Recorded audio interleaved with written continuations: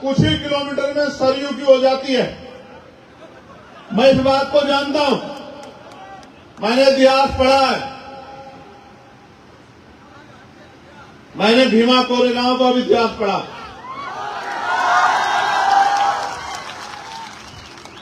लेकिन मैं रोज अपने इस परिवार को समझाता हूं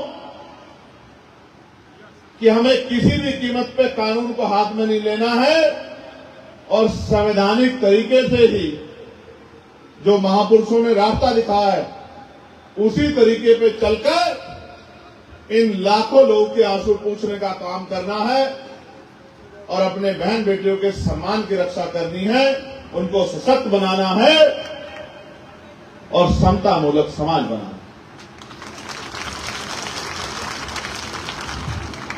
प्यारे साथियों, मैं एक और बात बहुत जिम्मेदारी से कह रहा हूं। जिनके लिए कहा रामेश्वर पवन जी ने कि उन्होंने कहा बाबा साहब को संस्कृत नहीं आता,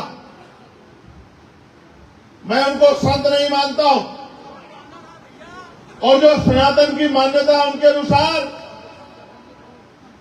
कोई दिव्यांग व्यक्ति जगत गुरु हो ही नहीं सकता। ये सनातन की मान्यता मैं नहीं कह रहा हूं, किसी से पूछ लो। मैंने सिर्फ इतना कहा था कि सनातन में लिखा है कि जैसे कर्म करोगे अगले जन्म में वैसा ही मिलेगा। तो आपने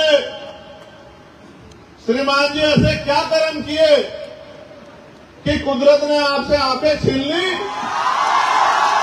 मैंने यही बात कही, मैंने कोई अपराध नहीं किया, कोई टिप्पणी नहीं की।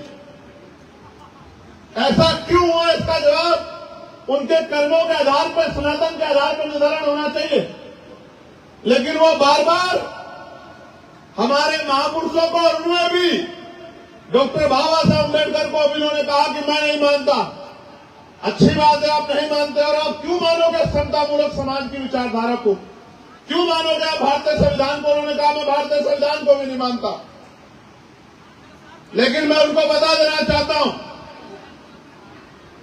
आप मानो या ना मानो, लेकिन ये देश संविधान से ही चलेगा, ये बात याद रखना।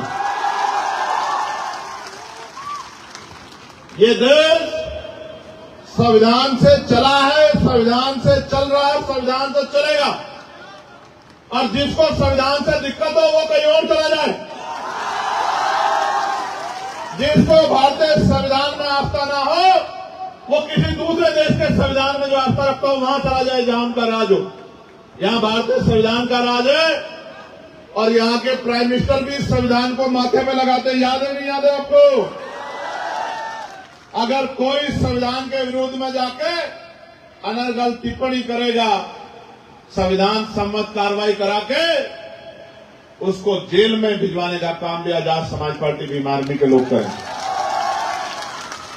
प्यारे साथियों, ये जो कार्यक्रम है प्रबुद्धजन सम्मेलन, ये बड़ा महत्वपूर्ण कार्यक्रम है और मैं अयोध्या के मंडल की पूरी टीम को बहुत धन्यवाद दूंगा।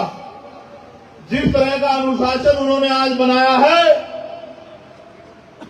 उन्होंने एक जोरदार तमाचा उन लोगों को मारा है जो लोग आजाद समाज पार्टी को क्षेत्रीय पार्टी या पश्चिम का एक मजबूत दल कहते हैं। ये जो शानदार अनुशासन आपने बनाया है, इस अनुशासन ने मेरे दिल में आपके सम्मान को और कई गुना बढ़ा दिया।